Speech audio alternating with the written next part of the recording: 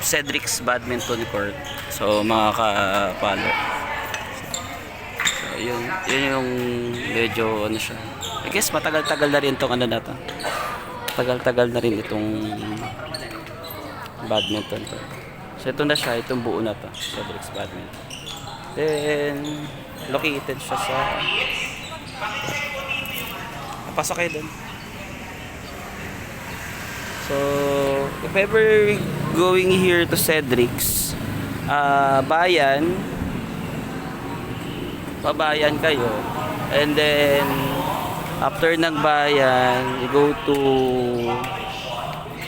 Nova Mall, then kakanan kayo General Luis from yung palengke, and then Deparo Road, talagpasan nyo yung kanto ng merong ano doon sa taas, merong natawag nito parang marker, Deparo, Caloocan, tapos pakanan, I don't know what's pakanan.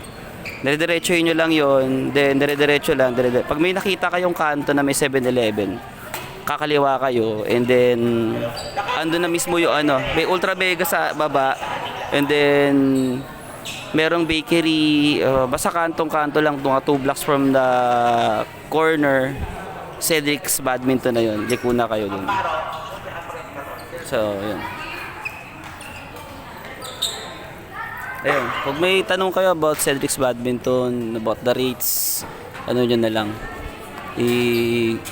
pagtanong-tanong nyo, mapura lang naman siguro yung rates dito.